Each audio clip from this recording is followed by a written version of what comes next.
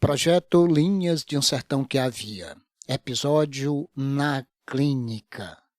Conto de Efigênia Alves, com bordado de Fátima Carvalho, leitura de Epitácio Macário e trilha sonora de Elnatan Nunes e Levi Miranda.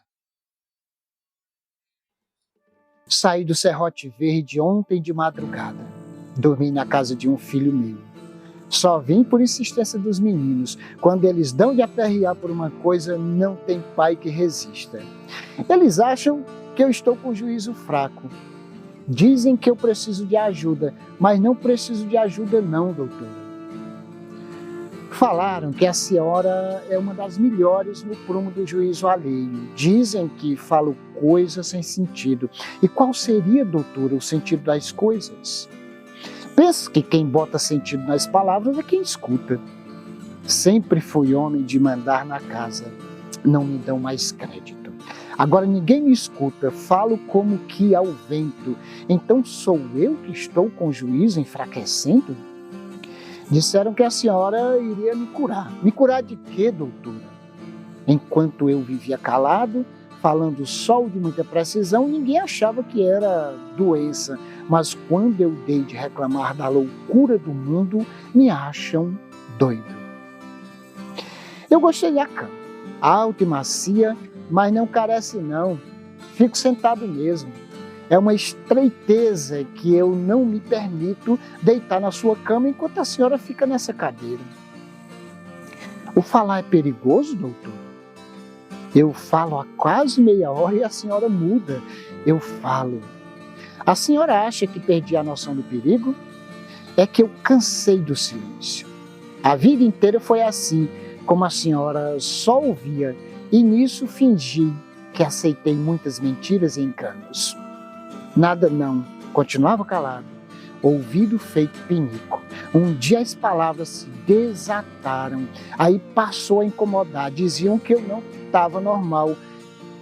E tem como ser normal no mundo desses, doutora?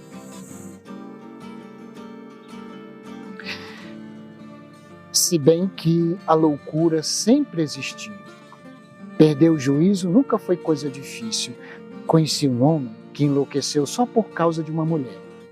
Começou numa paixão e foi indo. Depois não queria se apartar dela para nada, pois até quando ela ia fazer suas necessidades, ele queria ir junto. Quando saía de casa para trabalhar, varria o terreiro. E ai, se encontrasse um rastro de gente quando chegasse. Perguntava logo quem era o dono da chinela. Foi aí que ela não aguentou e abandonou a casa, levando só o filho e a roupa do corpo. Disso, o juízo dele desembestou e nunca mais ele conseguiu pegar as suas rédeas. Pela condição de recurso que o pai dele tinha, atentou de levar o filho para fazer uma operação com o doutor de muito longe. Disseram que a sensatez estava no coração. Deram a entender que se colocasse outro coração, nem que fosse de bicho, ele ficaria bom.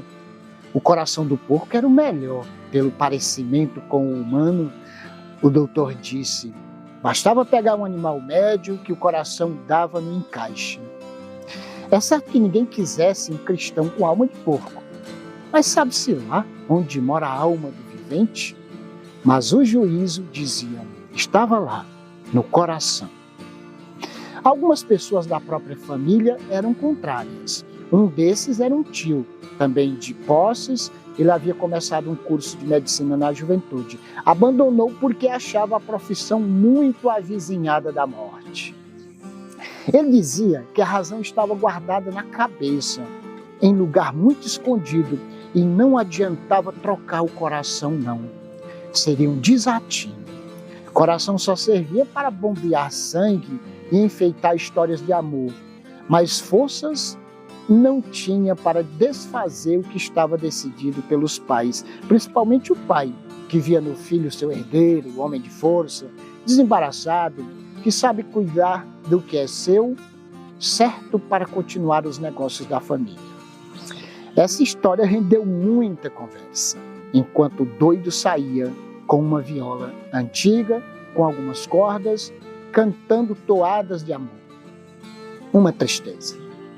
Matando a família de vergonha, alguns diziam, tudo culpa do ciúme descontrolado, que talvez fosse já o primeiramente da loucura. Mas ele dizia que era cuidado, e de tanto que cuidou, passou do ponto, perdeu as estribeiras, a coitada não aguentou. E se não foge, julgo eu, ela teria morrido de morte matada. E ele seria perdoado em nome do amor. Já vi jogarem muito desatino na conta do amor.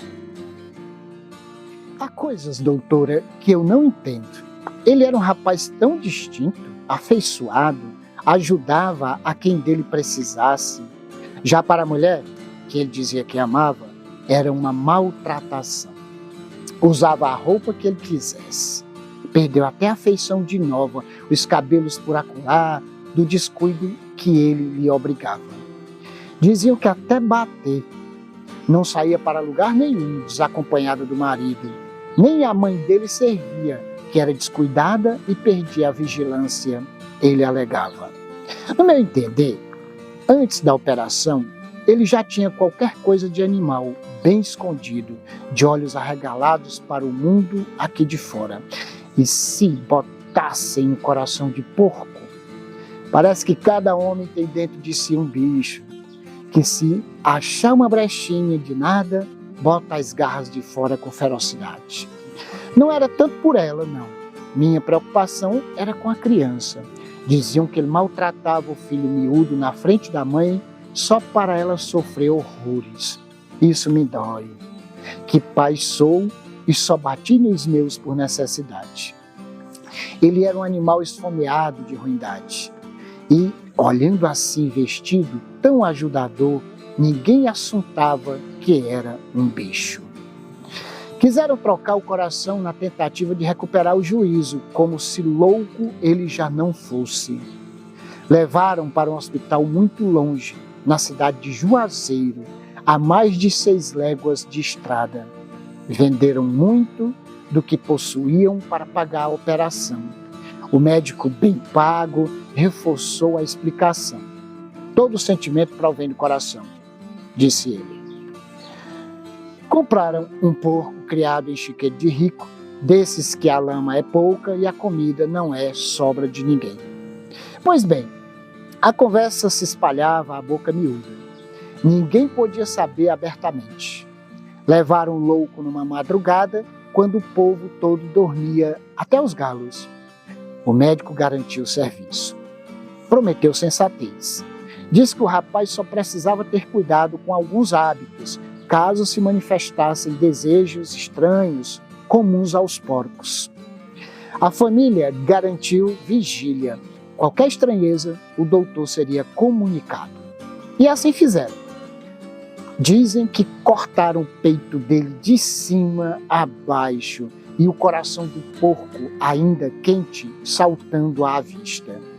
O pai observava todo o processo enquanto a mãe estava em outro quarto, em fervorosa oração. Um dia depois, chegou o corpo do rapaz sem nenhum coração.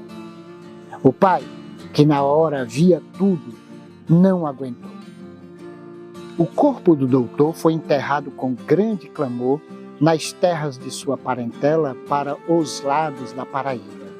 Dizem que o doutor, quando viu a sua própria insensatez, suava e tremia. Perdeu o tino e não pôde desfrutar da dinheirama. Contaram que o pai do louco, enlouquecido também, pegou do mesmo instrumento que o médico usava, não deu tempo ninguém acudir. Saiu desorientado, deixando 2 corações paralisados em cima da mesa. Só o do porco parece que ainda tremulava. Há quem diga que foi a esperteza do doutor que o levou à desgraça. Ele sabia que essa troca não tinha cabimento. Digo sem precisar de estudo, porque tem coisa na vida que se dispensa ciência. Dinheiro no bolso, seria fácil dizer que o corpo rejeitou. Coisa simples é um corpo rejeitar outro corpo, não é, doutora? Principalmente que era um coração sadio com um coração estranho até demais. Sadio é um modo de dizer, porque era um coração adoentado, empestado da praga do ciúme. O que o doutor não contava, e só soube na hora da alteração, é que o pai queria assistir à mudança de coração, ao retorno do juízo. Dizem que o médico ainda apelou, dizendo do perigo de infecção, mas o pai, nervoso que estava, puxou logo por uma arma e entrou. Hoje ninguém no Vale do Jaguaribe toca nesse assunto. Até a cova no cemitério velho é esquecida, como uma forma de apagar a culpa, de fingir que nada nunca existiu. Mas depois de um negócio desse, não tem quem seja o mesmo. Isso eu lhe digo.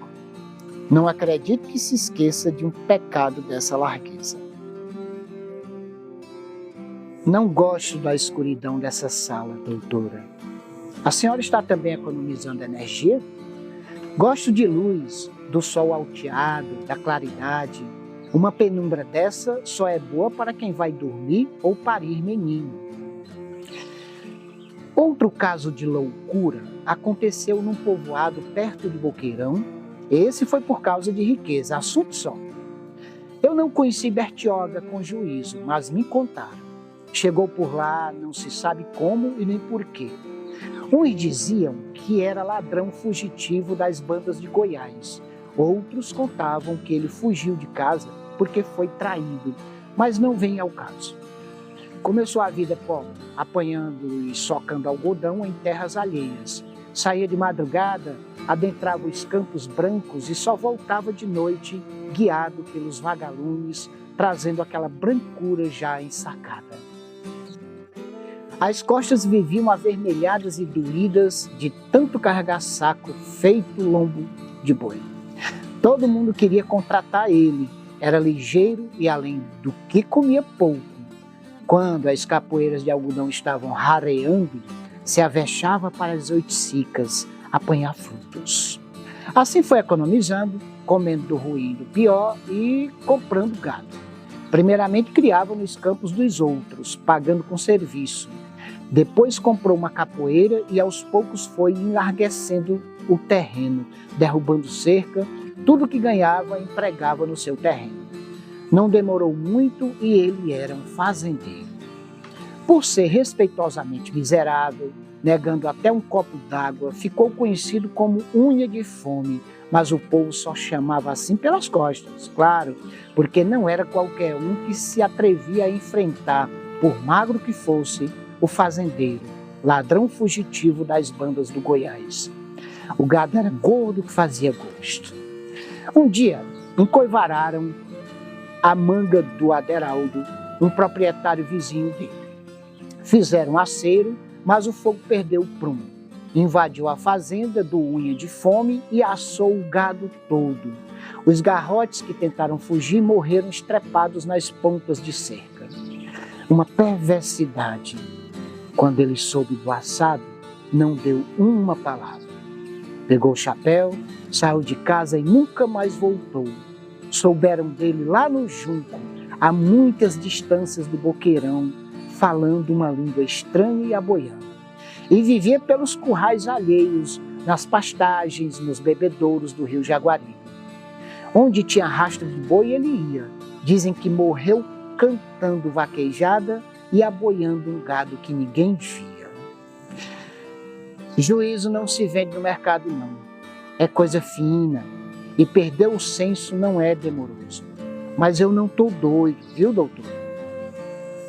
Expedito tinha medo de morrer. Toda dor que eu ouvia falar, começava a sentir. Na cabeça, nos rins, no pulmão, nos dentes, nas costelas, nos peitos.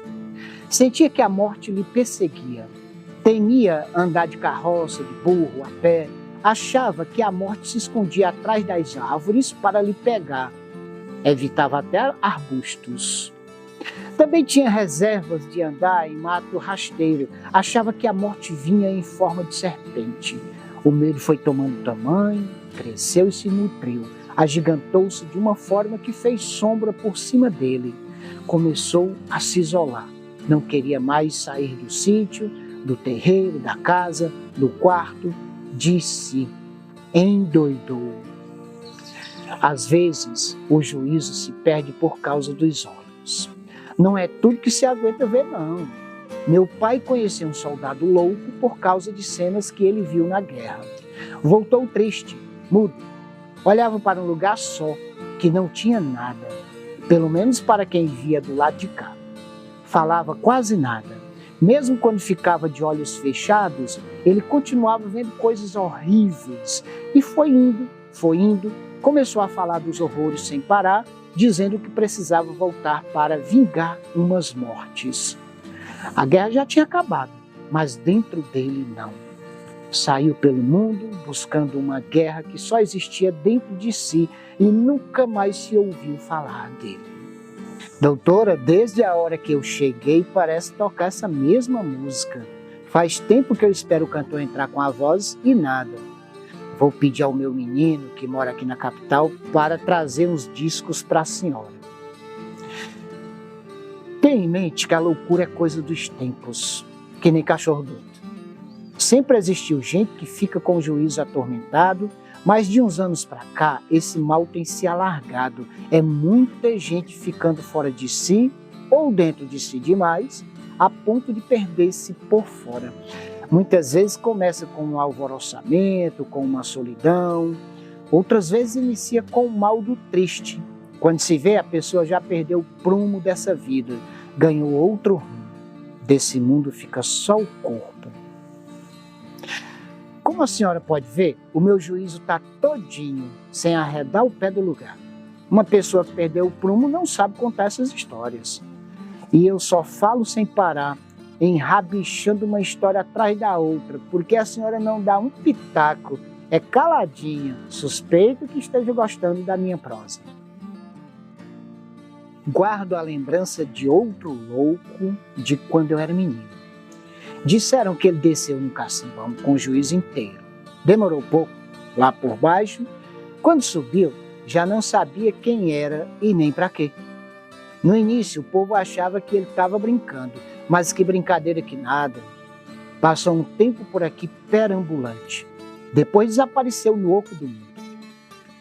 Doutora, preste atenção. Parece que todo lugar e toda época produzem os seus loucos, como uma semente enjeitada que resiste ao tempo e se lança na terra, fazendo brotar aqui e acolá a insensatez.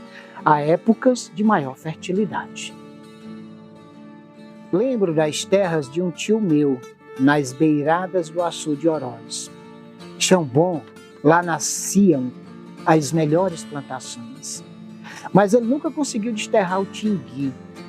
Essa árvore perfumava os campos com suas flores amarelas esverdeadas e se espalhava em verde de esperançar os olhos. Mas, ao mesmo tempo que se mostrava boa para o gado, era também o seu tormento. O tio mandou cortar todo o tingui e remover do solo suas sementes, mas de tempos em tempos elas brotavam. Pareciam ficar guardadas no colo da terra, tornavam. E quando os vaqueiros ou agricultores não viam, levavam o gado à ruína. Nasciam discretamente, como se fosse uma planta qualquer, entre tantas outras que germinavam. Bastava crescer um pouco, sua rama já denunciava. Arrancava-se e ela ressurgia em outros tempos. O tio dizia que era um mal da terra. O tingui não podia estorvar o rebanho, ameaçar a marcha. Era ficar atento para o seu nascimento e providenciar o seu desterro. Diante do já sentenciado, o que se tem a fazer é aceitar e prover as precauções para evitar maiores prejuízos, ele dizia. Você acha que eu sou doido, doutor? Diga aos meninos o que a senhora ouviu de mim. Doido não conversa aprumado como eu. Talvez a loucura seja um mal da raça humana, a semente que acompanha toda a semeadura e brota em qualquer tempo, sobre qualquer chão. Seria a loucura uma sentença divina para a humanidade, doutora, como era o tingui para o meu tio? Ele era proprietário da terra, da vegetação e do gado, mas não impedia o nascimento do tingui, estava determinado. Nunca se é senhor de tudo, não é, doutor?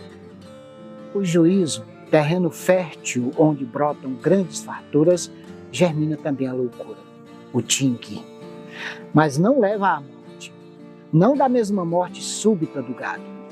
Leva a um terreno não visto, chão não visitado. Um louco saberia conversar essas coisas, doutor? Que nada, doido é quem acha que eu sou doido. Eu vim aqui obrigado pelos meninos que entenderam de dizer que eu estava precisando de ajuda. Você acha um negócio desse, doutor? Outro dia, faz uns anos, vindo aqui para a capital, era pouco mais de 2 da tarde, paramos para almoçar. Avistei um homem de fartos bigodes e barba comprida, sentado numa calçada com o olhar perdido em alguma longura. Aparentava uns 50 anos e na boca tinha uma chupeta. Talvez tentasse se consolar da infância perdida. Não era possível distinguir a cor do consolo, mas dava para escutar o som do chupado. Só de ouvir, parecia um menino ansioso pela presença da mãe, indiferente aos olhares e julgamentos do povo. Olhando o conjunto todo, se via de longe que era doidice mesmo. Acho bom conversar com quem sabe escutar, mas estou ficando preocupado com a senhora, doutor. Agora vou ficar calado um bocadinho para ouvir as suas histórias.